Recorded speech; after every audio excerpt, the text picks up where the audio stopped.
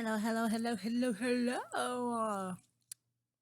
Welcome, guys, to another gameplay video. This game is called um, 13 Laurel Road. And let me tell you just about, a little bit about what this game is, about, all right? So, 13 Laurel Road is an interactive fiction game on itch.io. It's made by Cross Hollow. Make sure you give them a follow on there. I'll play the game for yourself. I'll put the link down in the description. But yeah.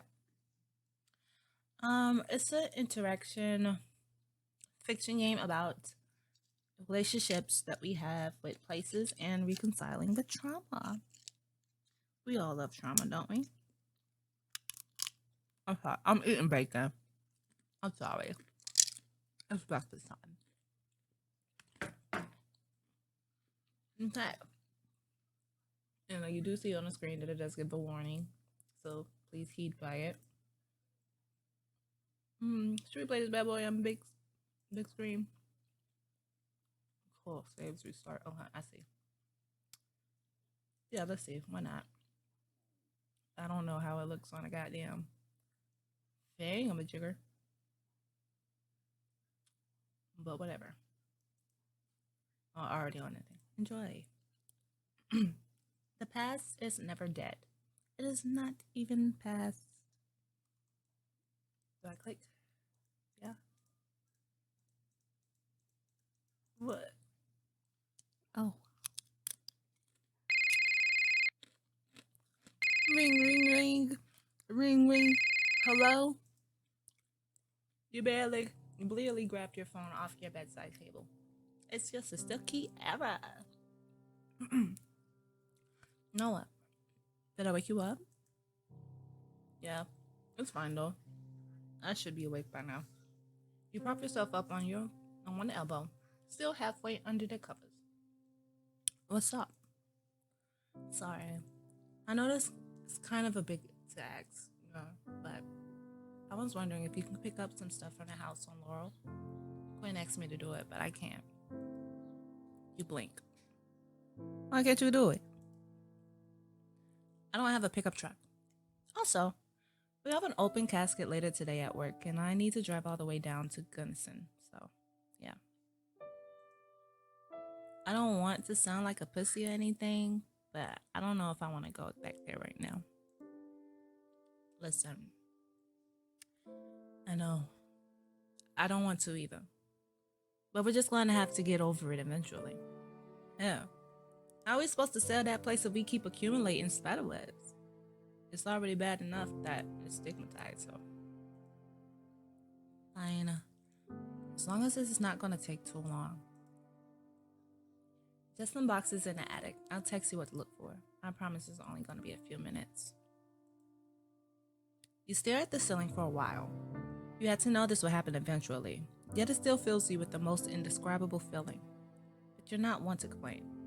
If it has to be done, it's probably better than it be you. You must be the least affected after all.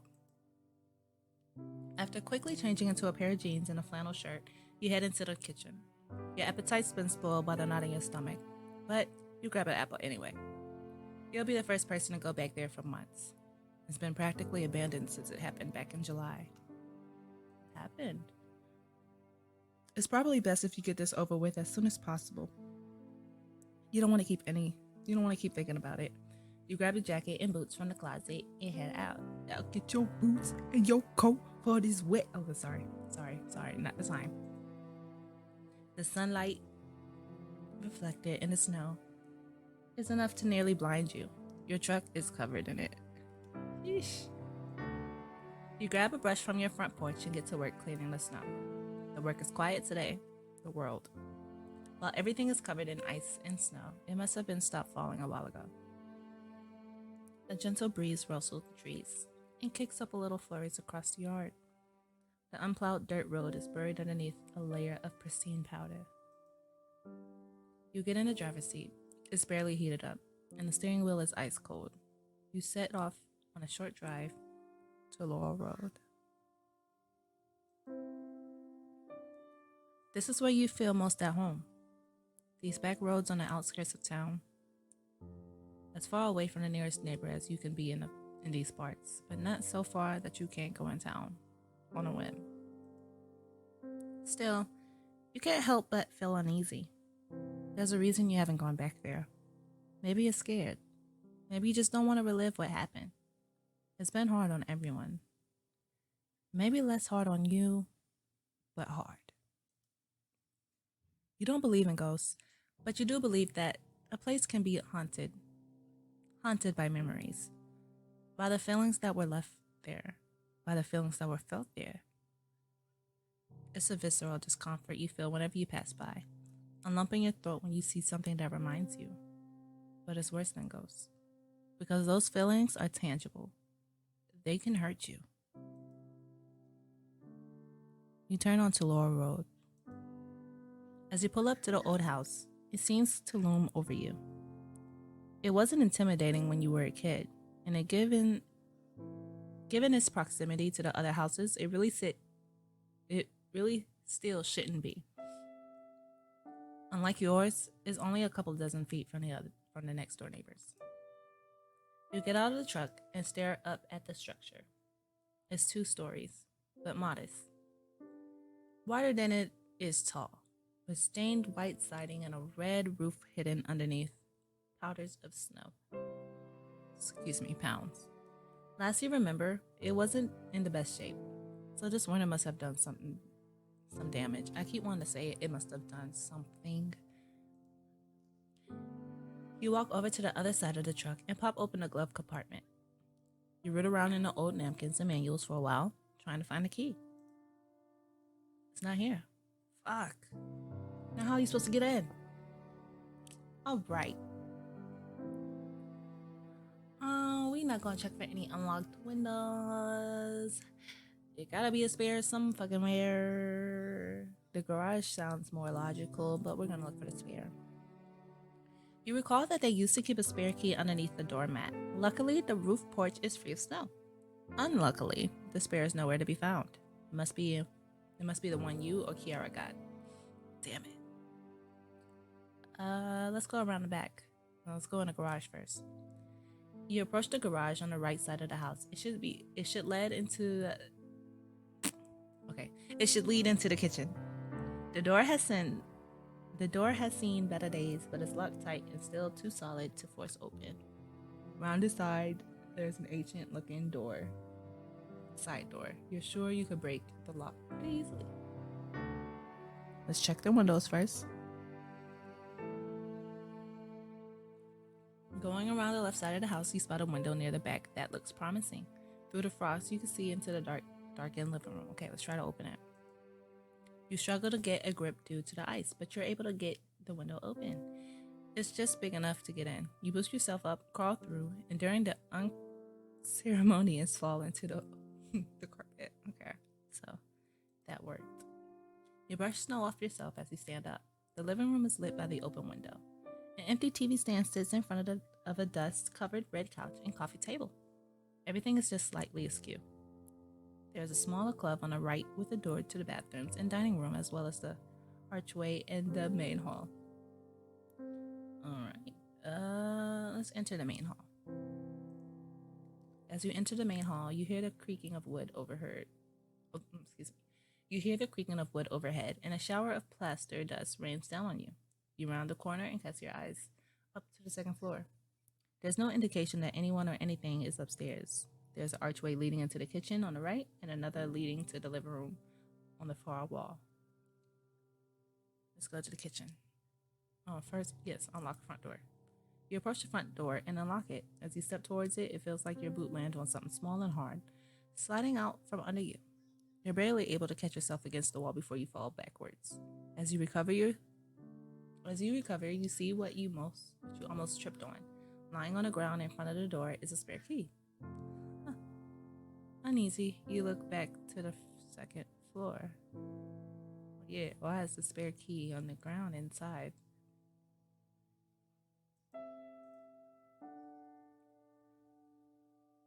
Okay. The hallway is quite cramped, with a carpeted staircase taking up most of its width.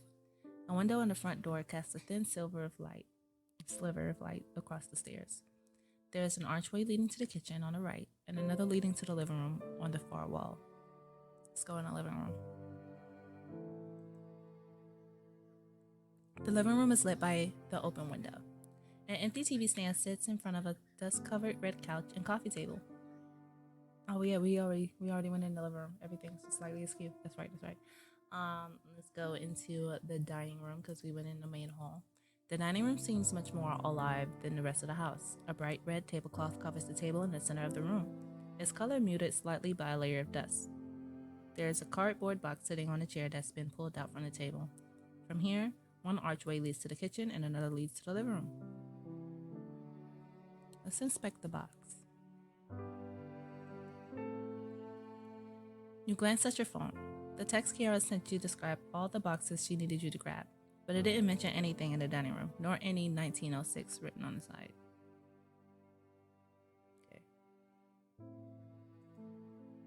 The box is worn, shaped less like a shipping box and more like a place to store file folders. A lid sits askew on top, as if whoever put it here couldn't be bothered to properly close it. You place the box's top on the table and examine the contents. A few ancient-looking leather photo albums are lined up along the side, while the majority is taken up by a pile of neatly folded clothing and off-white lacy blouse sitting on top of a few black wool pieces you can't quite identify. A bit of gold trim gleams in the light coming in through the window.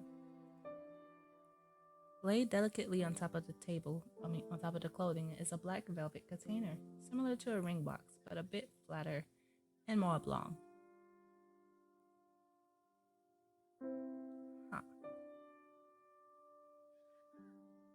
It might be a bracelet box. Let's leave it alone for now.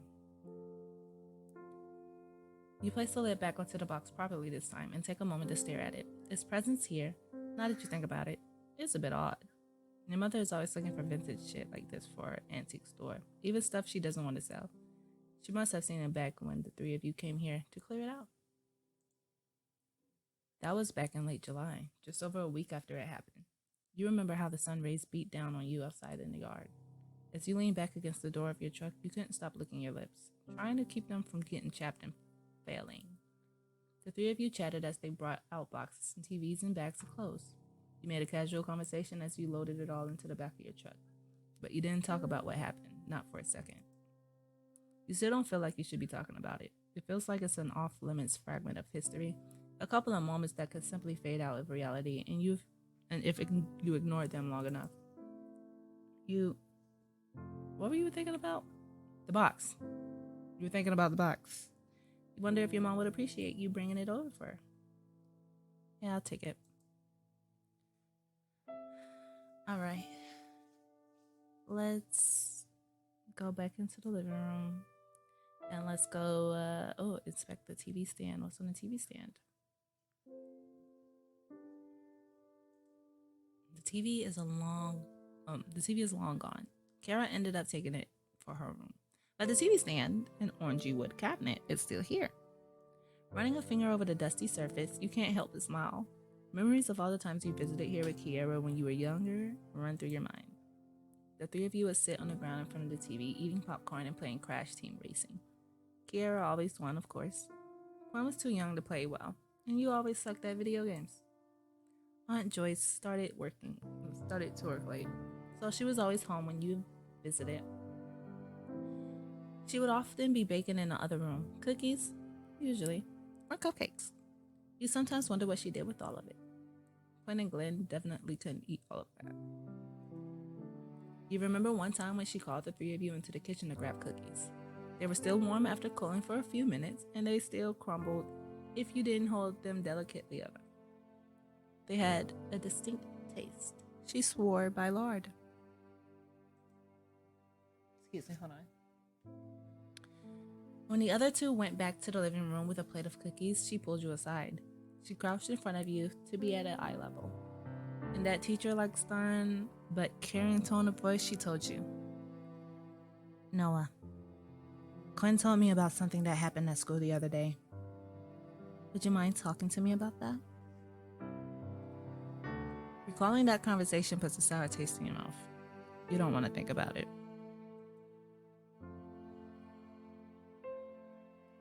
Alright, let's go into the bathroom. The door creaks open. It's dark inside. The light from the window only illuminates the sink and mirror, although you can make out the shape of the toilet in the darkness. Every few seconds, you can hear dripping water echo around the room from the leaky sink. The air is musty. Let's look at the mirror. You glance in the mirror just for a moment. You look like shit. You've been letting your beard grow out, and it's not the best look for you, but you haven't had the energy to save it. You have deep circles under your eyes. It seems like everybody looks exhausted lately. The door creaks open. It's dark inside. Okay, blah, blah, blah, blah, blah. All right, so we looked in the mirror. Let's leave. There's nothing in here for us. Let's go back into the main hallway and go upstairs. If there was somebody or something here, they're not here now. There are 3 doors in this hall, all ajar. You've been here enough times to know which is which: the main bedroom, the bedroom, and your cousin's Quinn's room. You recall that the attic door is in the main bedroom. Let's go into the main bedroom. You take a deep breath and prepare yourself. This is what you've been dreading. You step inside the main bedroom. Almost everything is how it was before. The bed sheets have been stripped, leaving the mattress bare. The center is covered by a dark, large stain. Apart from that, nothing has been moved. 2 dust-covered nightstands sit on either side of the bed. An old armchair sits opposite of a dresser where the TV once sat. The closet sliding door are closed. Inspect the bed. You approach the bread. You approach the bed, your heart filled with apprehension. The mattress is stained dark with blood. There is a tear in the center of the stain where the bullet entered. Oh.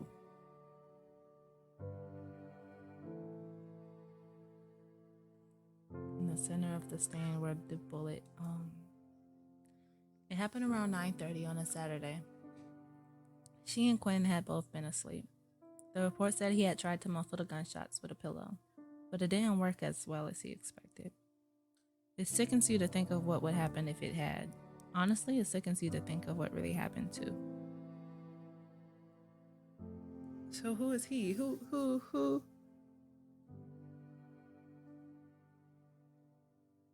Is it Aunt Joyce and Quinn? Nobody wanted to come here to clean up. Nobody wanted to bring the bloody mattress out to the landfill. Nobody wanted to replace the bathroom door. Nobody wanted to sort through the old photos. You're the first person to come here for 5 months, and you wish you could have put it off even longer. Maybe you could have put it off for the rest of your life. Put it off until the wood starts rotting and raccoons make it their home. Put it off until the roof caves in and the neighbors start filing complaints. This had been hard on everyone, including you.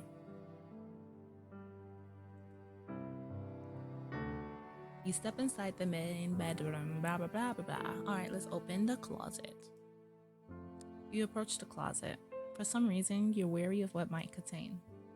Your mind goes on to that one video you vaguely remember. The one where a woman climbs out of a family's attic. What if somebody had taken up residence in the old house and is hiding just beyond this door? Really? Ugh. Just open it. There's nobody in there. You grab the sliding door and pulled it over, revealing the dusty contents of the closet. It's unremarkable. There are dozens of old shirts hanging up under a shelf containing various knickknacks. An old sketchbook sits off to the right, coated with dust and worn from constant handling. In the ceiling, there is a hatch big enough to climb through. All right, an old sketchbook. Let's look into the sketchbook. I like sketching, blah, blah, blah. You grab the sketchbook off the shelf and pull it down. You already know whose this is. Gwen's been drawing since they were a kid, although they were always shy about it. You've only seen a few of their pieces. On the front, the words, "finished." November 10th, 2019. I scrawled on black marker in their distinctive poor handwriting. It's a dollar store generic, nothing particularly good quality. You quickly recognize that most of the artwork is here in practice. There are sketches of hands from different angles, pages filled with small figures taking various poses, and multiple pages filled with drawings of detailed eyes. With a start, you realize what you're holding. You remember buying it a few years back. It was 2 a.m., and you were in the dollar store with Kiara. The bright fluorescent lights nearly gave you a headache as you stood in an aisle full of craft supplies.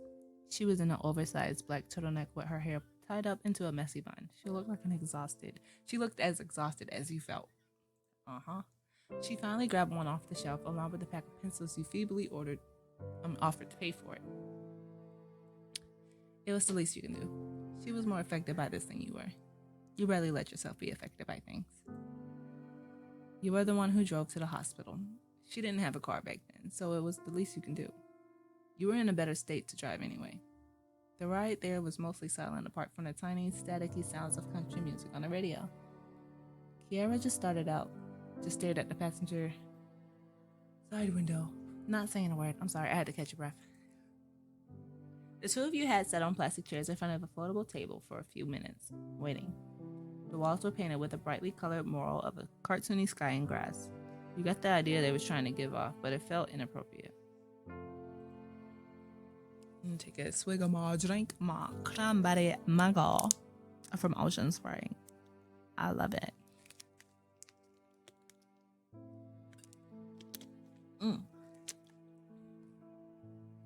Almost as inappropriate as you being there. Excuse me. You weren't their friend. You were family, but barely. You sure they didn't want you there? You didn't open your mouth because you knew you'd fuck up like you always did. Quinn's hair was shorter back then, and their skin was still molted with acne. They were wearing a powder blue hospital gown with baggy matching pants underneath. Their arms were wrapped in fresh bandages. I don't know why I added the word thought. And there were deep bags under their eyes. Kara handed them a bright red Starbucks cup with a reindeer head on the side, and they had finished it up in one gulp. They kept complaining about how they weren't allowed to leave until they saw a psychiatrist, my bad. They gave the two of you a weak smile and muttered, "Dad's gonna kill me when he sees the bill." You aren't quite as sure if you should take the sketchbook with you. They might want it, but they also might have left it behind for a reason.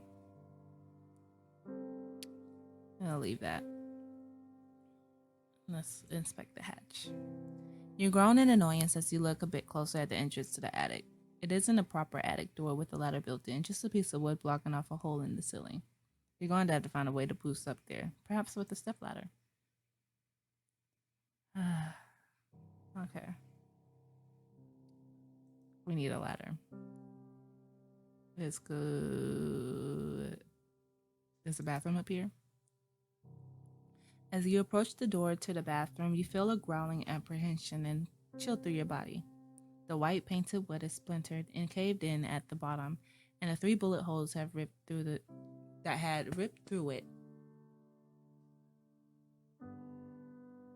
at shoulder height. You put your hand on the doorknob and find yourself unable to turn it. It appears to be locked from the inside. It's a simple privacy lock, so you could just pry it open with a thin metal object. Try to force it. You brace yourself against the door and put your whole weight into a few shoves. You can hear the wood of the frame cracking, but it holds strong. Taking a deep breath, you step back into the hallway. It seems like you need to take a different approach.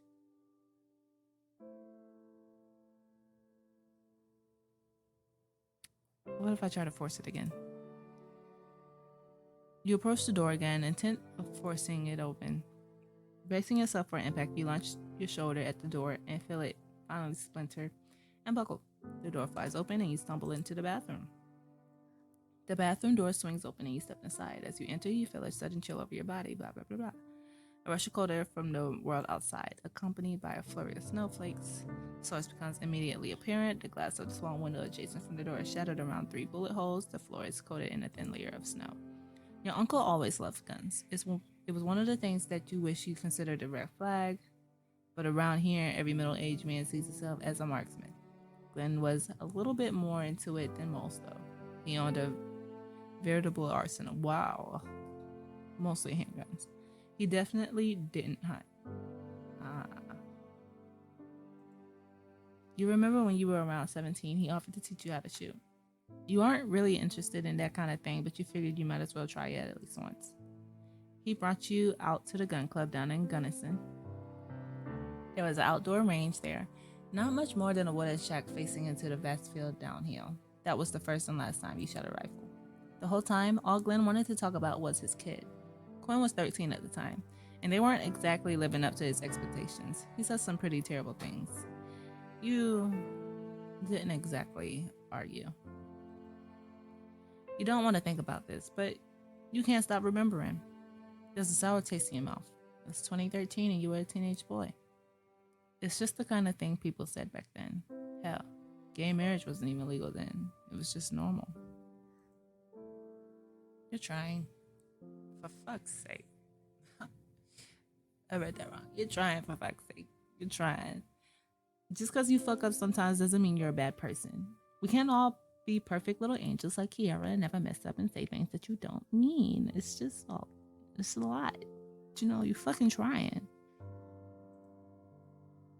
You step past the broken door and into the bathroom. As you enter, you feel a sudden chill over your body. A rush of cold air from the world outside. Oh, yeah. Okay, leave. Okay, let's go to Quinn's room. As you step inside this room, you have a sinking feeling in your gut. It's as if the atmosphere suddenly becomes denser, subtle, but unmistakable. The room itself is nearly empty. Quinn's old twin bed is still here, but their desk is gone. A bookshelf to your left contains a few old books covered in dust, and a cardboard box is positioned precariously on top. A wooden nightstand sits next to the frame. Suspect the box. You grab the box by both sides and pull it down from the bookshelf. Placing it on the dusty mattress, you pull open the flaps to get a look at its contents. Inside is a variety of small figures mounted on plastic bases. Tiny men and women styled in 1920s fashion and monsters with deformed bodies and tentacles. Some are painted in muted tones, some bear gray plastic, and a few seem to be half finished. You remember they used to play with that weird horror game. What was it called? It's been a few years. You can't remember it anymore. One time, maybe 2 years back, Kira asked you to play with two of them and one of Quinn's friends. She assured you it was a super easy game to learn. It wasn't. You kept forgetting which die to use, and the rules confused the hell out of you. Quinn was the keeper. When you finished making your character and described him to the group, they pushed some models across the table. I think these have the vibe you're going for, they announced with a proud smile. You don't quite remember, but you think the one you picked was this detective in a tan overcoat with an old-fashioned pistol. You were surprised by their talent of storytelling. It was so vivid.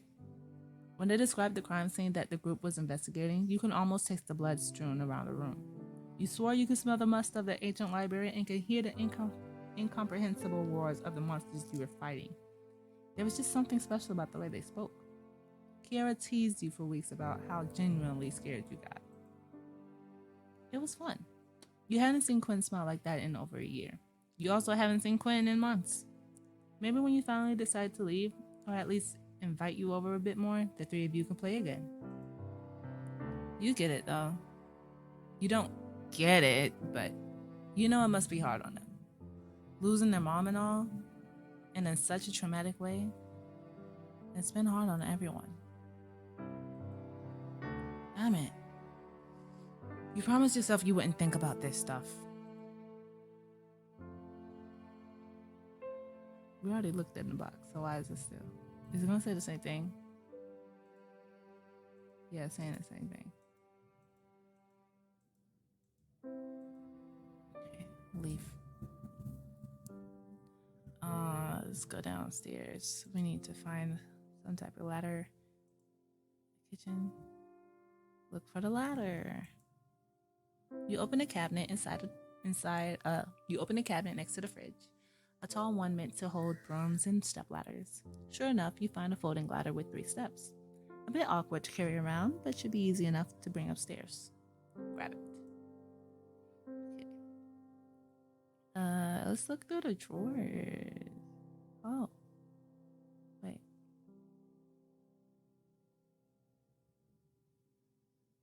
Okay.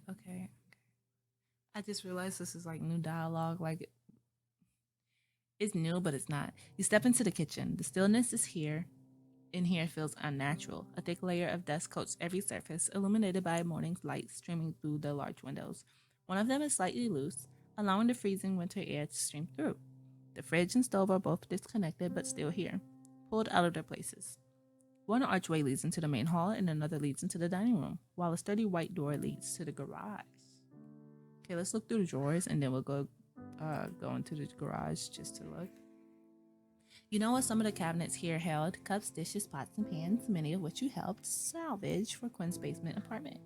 However, there's a row of 3 smaller drawers that you don't recall emptying out with your mom or your sister. So let's look in the first one.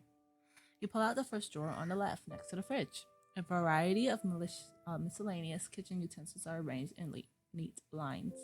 Pie cutters, a large knives, a pair of tongs, multiple wooden spoons, a few spatulas, a set of measuring spoons. This must have been where your Aunt Joyce kept all her baking stuff. You pulled open the second drawer. It's separated into a long, thin sections to hold forks, knives, spoons, and other I keep saying malicious. Miscellaneous utensils. Your mother must have looted the drawer after you left because it's mostly empty, with just a few spoons, a fork, and a butter knife left over. You remember using butter knives to pick locks when you were a kid and realized it might be handy to have with you. Your mom definitely locked some of the doors on your way out. We're grabbing the knife. It might be some locked doors here. Close it. All right. Third drawer. You pull open the third drawer, the closest to the stove. It is by far the heaviest, and you realize why as it slides open. It's filled to the brim with papers, books, and random shit. A small tin filled with pennies, nickels, and far out of date coupons sit near the front left, with some cut out cooking instructions from cardboard boxes nestled between it and the wood inside. You brush aside a few receipts and bandage packages to reveal an old binder stuffed with unevenly arranged papers. A low-quality graphic of a cake is in front, with "Save room for dessert" written down on the front in black Comic Sans. Excuse me. This was your Aunt Joyce's cookbook. You flip it open. It's stuffed with old, worn recipes printed out from various food blogs and websites. Each page has "NOTC" scrawled on it in her distinctive handwriting, measurements crossed out and revised. A note about which ingredients not to substitute, a shopping list of Quinn's 13th birthday. It's like nothing, it's like looking into the past through a tiny lens. Yeah. You really miss her triple chocolate cookies. You miss a lot of stuff.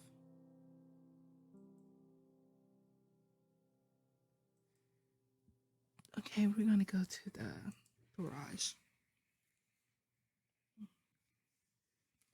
The room is lit partially by sunlight streaming in through the windows on the garage door. Dust swirls through the air on the wind from the door behind you. On the right wall is a cluttered work table. There are various tools lined up on the wall to the left, a lawnmower, and a few boxes lying around. Next to them is a door, slightly ajar, which leads into the kitchen. Okay, we're going to inspect the table. We already inspected the kitchen. You wander over to the work table. It's wide, handmade, with simple squared off legs in the tabletop. It looks like a birch wood. It's covered in various metal tools and gardening equipment, clearly more of a storage area than anything. On one side is a built-in circular saw. Its rusty edge, a sign of its lack of maintenance. Your Uncle Glenn stopped woodworking a while ago when you were a teenager. You remember being here when you were 12. Glenn was teaching you how to use some of his woodworking tools. Little did anyone know that was going to be your job someday. Maybe you owed that to him. In those days, he treated you like a son. You didn't take that for granted. He was using the saw. You weren't always sure what he was doing, but you remembered the remarks he had made about your mom. That Angie. She ain't cut out to raise a man, I told her. I told her, if that father of yours ain't gonna be in the picture, she had to find a new one for you. She never listens, that girl. You don't remember what you said after that. Let's go back to the kitchen. Go in the main hall, and we're going to go upstairs into the main bedroom. I'm gonna open the closet. Okay. You approach the hatch and set up the stepladder underneath it. It's not tall enough to reach the ceiling by far, but it's tall enough to let you boost yourself up and climb back down easily. You place your hands on the underside of the hatch, trying to lift it. It's heavier than you expected, but you're able to dislodge it from the place and shift it over to one side. As you poke your head through the hole, all you can see is darkness.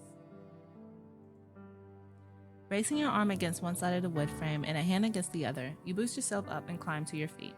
You can't quite stand all the way up in the attic, but it's not too cramped as to be comfortable. Fumbling with your phone for a moment, you flick your flashlight and cast a beam around the attic space. The attic is oppressively dark, only illuminated by your flashlight beam. Luckily, the floor is finished and you're able to walk on it without worrying about falling through. It was used for storage, so it's better kept than most. But it's still infested with spiderwebs and a thick layer of dust. Around you, several piles of boxes and garbage bags are lying on the ground next to a chunky TV and old toasters. You don't quite remember what you're looking for. Let's check your phone. You navigate to the Messages app on your phone and tap Sis to reread Kiara's text. It lists 3 things Quinn wanted you to grab: a small red box with a blue lid, a box labeled Home Movies, and a box labeled with a name Quinn doesn't use anymore. Her dead name. Okay. So we need to look for a red box with a blue lid, Home Movies box, and a name with a dead name. A box with a dead name. As you're looking, the phone buzzes and another text pops up underneath. Noah, it really means a lot to me that you agreed to go out there. I know it's been a long time by now, but I still haven't been able to wrap my head around what happened. I just couldn't bring myself to go back. Thank you. You feel strange, almost annoyed. Or jealous, maybe. You didn't want to do this either. Why does she have to just avoid shit and you don't?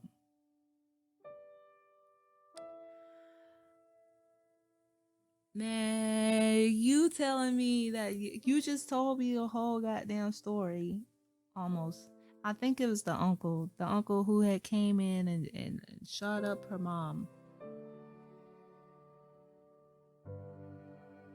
And yeah. And they already said that she had a dead name. Well, I said dead name, but we all know what that means. If you do not know what that means, his sister had to have transitioned. She had to have transitioned into her true self. So that's a lot. That's just sadness on top of sadness right there, bro. Now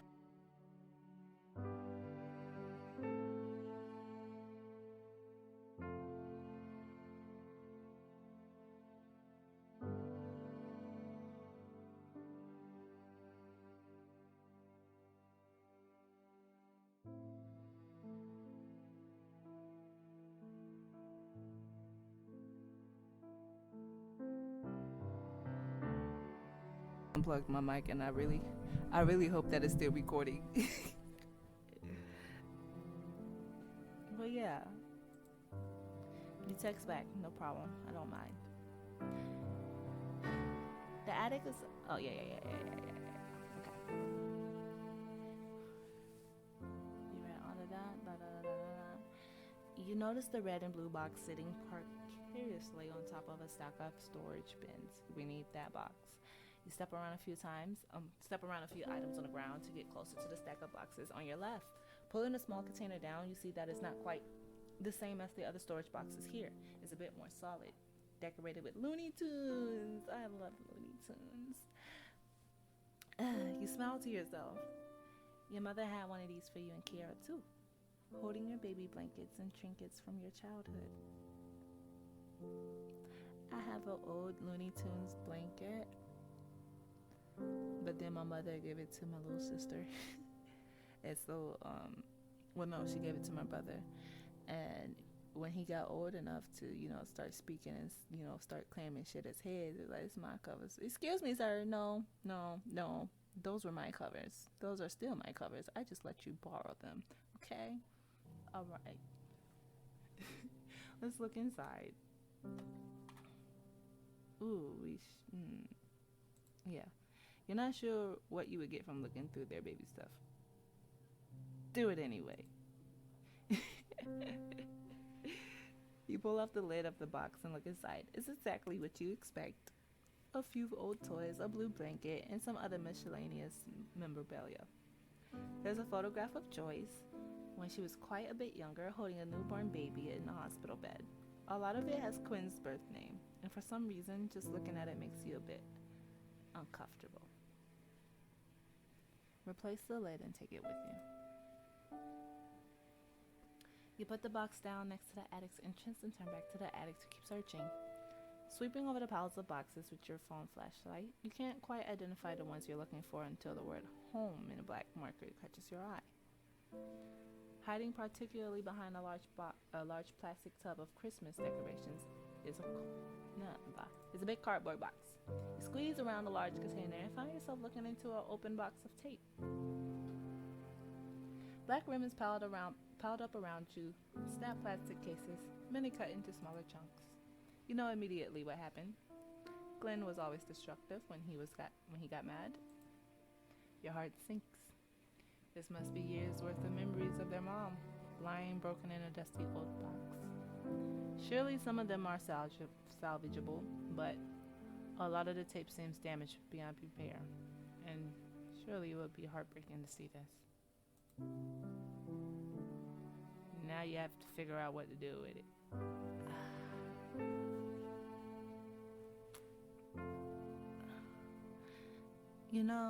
I would grab it. Yeah, it's gonna make me sad watching it, but you can't keep harboring on to your sadness. I feel like that will make you go down a spiral, which you do not want to go down. That you probably can't even get out of, Because if someone was to leave all my home videos, I love the home videos I grew up watching, I would sit and watch them again. I don't care how many times I've seen them. I'd be so sad if my mother was to leave me and I was to send somebody to go get my home videos so I could reminisce all the times he spent with my mother. Even if they are broken, I would still want them. So I'll grab it anyway. After dropping the box off near the attic entrance, you duck back around to check the other ones obscured by that container. You spot exactly what you were looking for. Written on the side of the sealed cardboard box is Quinn's old name. Just looking at it makes you viscerally uncomfortable. Sorry, I had to scratch my eye. Like seeing a text you regret sending. You try not to think about it, but the memories are running through your mind, and you can't quite force them to stop.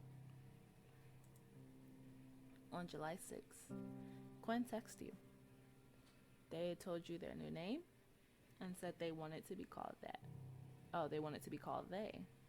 Okay. My apologies from the beginning. Kiara already knew. They weren't going to tell their parents, but they wanted you guys to know. You didn't respond. Okay, Quinn.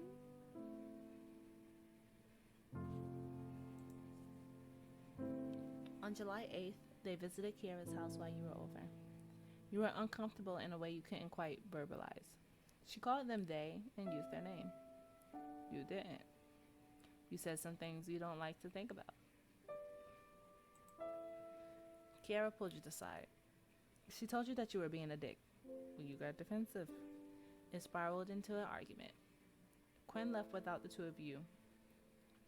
Quinn left while the two of you were shouting at each other. They looked like they were crying. That's so sad.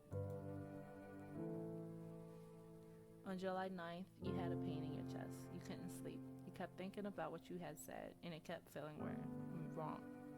You stayed up late reading articles about it, and it only made you feel more like an asshole. On July 10th, you started writing a text at 10 a.m. You kept writing it and rewriting it throughout the day. Never sure what the right words to say were. You couldn't get up the guts to send it, but you changed Quinn's name in your phone. On July 11th, you got a text from your mom. She told you that your aunt and cousin were in the hospital. She told you there had been a shooting and your aunt might not make it. You had never had a panic attack before that day. You've never been good at coping with stressful situations. It's something that surprises people. You're tall, stoic, and a paragon of a strong young man. You rarely share your feelings, but when they're strong enough to break your barrier, it's impossible to force them back down. When your last girlfriend broke up with you, you cried for hours and punched a hole in the drywall in your bedroom. When you think about it, you draw parallels that make you sick. You don't like to think about things like that. When you were 11, you played manhunt with the boys at school. Quinn wanted to play even though they were younger than all your friends. It annoyed the hell out of you. The kid who was fond of you, the kid who was it found you. So you were playing tag along with a few other boys. The group spotted Quinn. They tripped when they tried to run and got badly scraped up on the pavement. They started crying, and you remember that one of the other boys found this hilarious. They called Quinn a lot of words. You didn't know what they meant, but you knew they were bad. So bad, even adults weren't supposed to say them. They're curled up in a ball and covered their ears. You didn't say anything, you just stood there. Helpless. He didn't know what to do. She could have did something. Throw rocks, kick up dirt, something. The fuck are you talking to? Don't say that shit. What the fuck? Don't say that shit to them. You're a handyman by trade, just like your uncle. You make a decent living off of fixing up the dying houses in this dying town, and Lord knows they all need it. In a lot of ways, you followed in his footsteps. It wasn't intentional, but your life is more like his than you really realized it was. You stayed up late a lot of days thinking about it. Are people born cruel? Or is this their reserve worn down by time? Or is their reserve, do they really just snap, or does the dam start leaking years before it begins to break? Will any of those boys kill their families given the right conditions? Would you?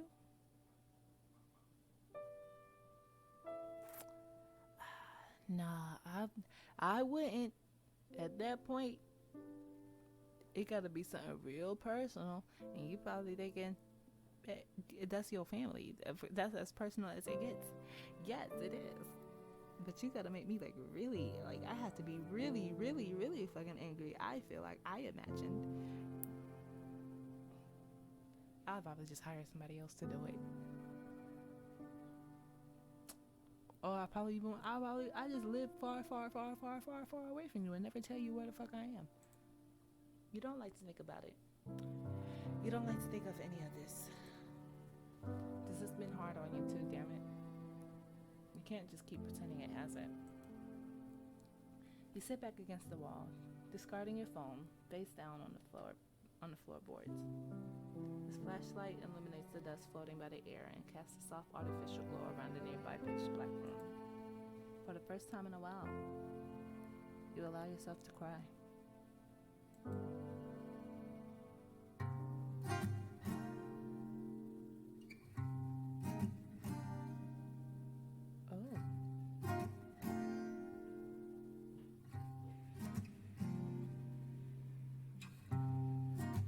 It took a little while to get all the boxes down from the attic, but you eventually managed to put everything in the back of the truck. Your mind was blank. You were too tired to think about things. You just wanted to get everything over with. After a dead silent drive into town, you find yourself sitting in the driveway of your mother's home. It's a stately two-story Victorian house in pale blue, the snow-covered roofs making it read like a picture out of a Christmas card. You finally get up the guts to push the truck doors open and step out into the road. The snow outside crunches underneath your boots as you go around and fetch the stack of boxes from the truck bed. Going around the side, you approach the door to the basement apartment. Quinn's been staying here since it happened, yet you still barely seen him. Have you been avoiding them? Maybe. You knock on the door with your free hand and await the answer. The doors swing open, and a familiar face looks back at you. It's been a while since you've seen them, and they look different. Their hair is longer, pulled back into a half bun, and their eyes slightly less sunken. They don't match your gaze, but that's typical. They never look people in the eyes. They smile weakly and mutter, "Hey man, thanks for the help today." After a moment of awkward silence, they seem to care that a bit before permitting. "Oh shit, it's sort of cold out here. You can come in if you want." You consider the offer for a moment, but ultimately shake your head, not least because you've been down there before and this atmosphere is downright oppressive. This coat's warm. I've got to head out. I gotta go back soon anyway, so. Fair enough. They step briefly out of the shelter of the door, reaching out to grab the boxes in your hand. Quinn says to take a them, giving you a curious frown back. What's with the bones? You shift the smoke to the other side of your eye, the edge of the bottom digging into your chances in an unpleasant way. It's got some old family stuff in it. I thought my mom wanted. Cool. I've already got all that stuff. I definitely have to go there. Both of you are quiet for a moment. You take the boxes out of your hands and seem to struggle with their weight after putting them down beside the window. You stand there and consider what you should say. Just go home.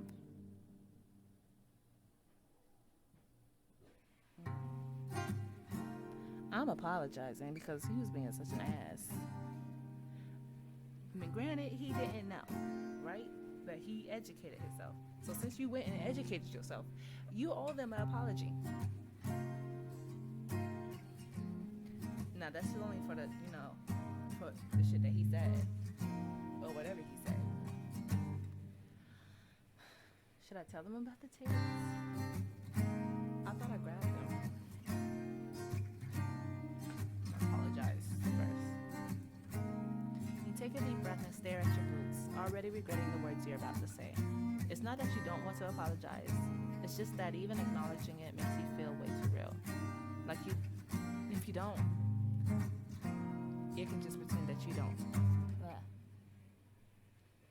If you don't acknowledge it, you can just pretend that you didn't fuck up. But that's not right. Hey, Clint. I know this is probably a weird time, and it's way too late to say this, but I'm sorry about what I said before. You look up and see their brow furrowed and their mouth in a slight frown. When exactly was this? They asked. And what exactly did you say? I'm blanking. You run your hands through your hair, just as uncomfortable as you thought it would be. This is probably the worst case scenario, right? See, shit, it's such a late apology. You don't even know what I'm talking about. I mean, at one time before it happened, at Kiara's house, I said some awful, ignorant shit to you, and I feel real terrible about it. Quinn chuckles a bit, seemingly in disbelief. Lord almighty, Lord. You're telling me that now? For the first time, you can tell they're looking at your face, though not quite matching your gaze. Sure, I would have appreciated that a lot 6 months ago. You feel your cheeks get hot. This is absolutely the worst case scenario. I wouldn't apologize this time, but obviously you wouldn't do a lot.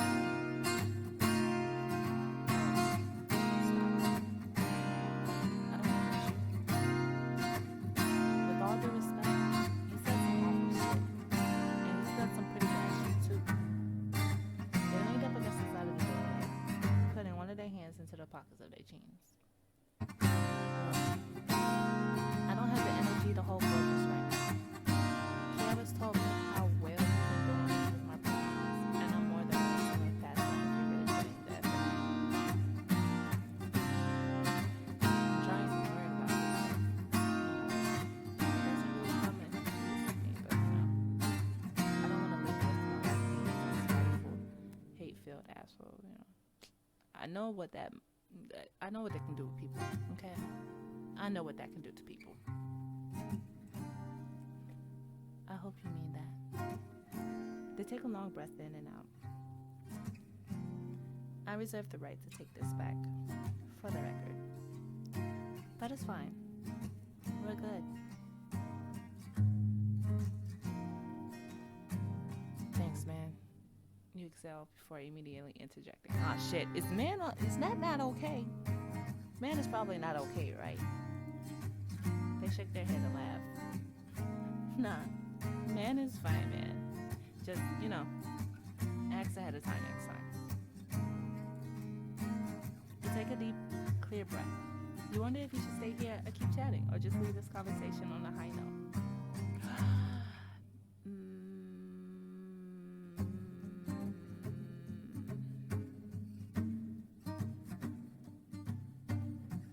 Tell them about the tapes. You clear your throat and shift your position again, and Quinn quickly moves to grab the boxes from you. They're clearly a bit heavy from them, and they set the stack down just inside the doorway. I have some bad news. They give you a quizzical head tilt, and take a deep breath while you prepare to tell them the bad news. The home movies are they were like that when I got there. With an uneasy expression, they shuffle the boxes around and open the top flaps to reveal the contents. Damn, I didn't even know. They trail off, their eyes fixed on a heap of mangled plastic at their feet. I'm sure most of it could be fixed. I mean, you might need some new cases, but most of the tapes should be fine if you just... Quinn interrupts you. It's fine. I'll figure it out. They crane their head around to look at you, almost looking you in the eye. Thank you for still bringing it. No worries. At this point, you really don't want to keep talking about this.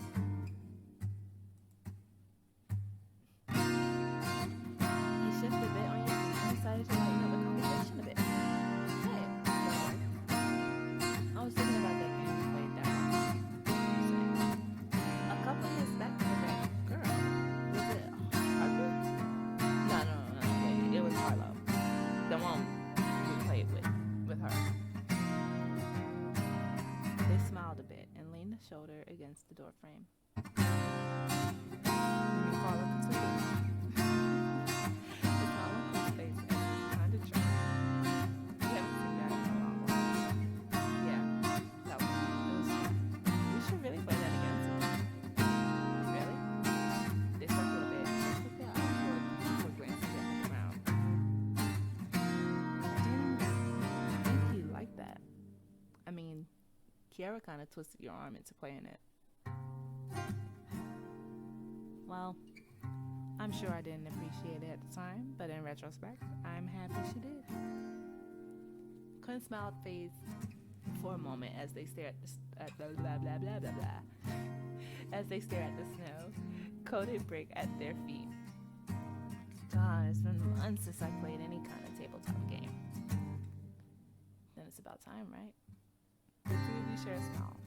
Something you haven't done in a while. So why is this up here again? I wonder what.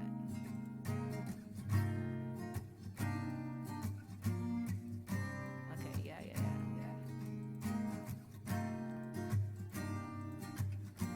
Okay, sleep. You shove your hands into your jacket pockets. The temperature finally starting to get to you. It's about time to get into your nice heated truck and head home. Well, I guess I have to be going, you announce. It was nice seeing you, Quinn. They smiled warmly. You too. Thank you for doing this for me. It means a lot. You wave as they shut the door, retreating back into their basement apartment. You turn away, breathing in the dry winter air. For a moment, you consider dropping in to see your mother, but decided against it. It's only around noon, but it's already been a long day. You have a lot to think about. It started snowing while you were chatting. You barely noticed. Looking up, you see a cloudy sky as gray as ever, with the occasional delicate flake floating by. And in the distance, the snow-capped peaks of the mountains seem to stretch off into infinity. You trudge through the snow to your truck and climb into the driver's seat. As you turn it, oh my gosh, my brain is fucking up. As you turn it on, no, I was right. As you turn it on, the radio bursts to life. It should have been a comment there. A tiny country tune filled your ears, filling your ears. Oh, my ear. God damn it. You think you might just go for a drive today? Take your mind off everything. There's a lot of things today. You might be doing a lot less. For now, though, you're just wanting to be. This has been hard on you. And you've been hard on yourself. It's about time you let yourself hurt. Or else you're never going to figure out how to heal.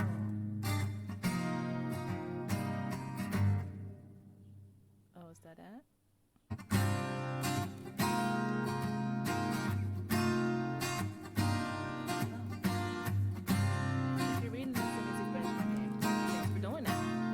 I've always struggled to get my ideas out there.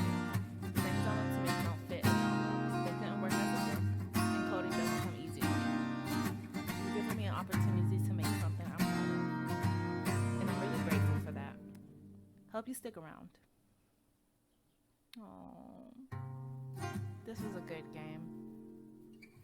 This is better than the last game. There's nothing else here. You can exit this tab and click the back button if you want to go back to each of those page. That would be cool too. Let me go ahead and save. But if there is, save that. But yeah, that was a good game. This was 13 Laurel Drive. I believe that's the name of the game.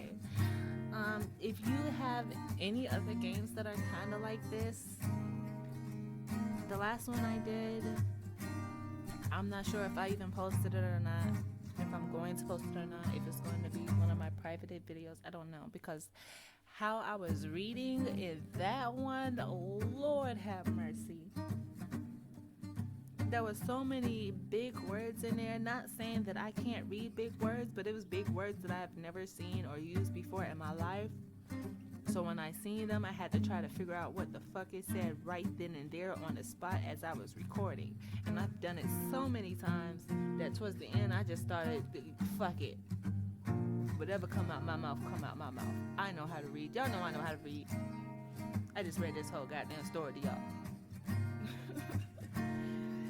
Yeah, if you want to see more content like this, follow me, subscribe to me, give it a like. I'll have the link to this game in the description. Did I even do my intro for N.O.T.C? It's too late now. I'm already all the way up in here. I'm already up in another day.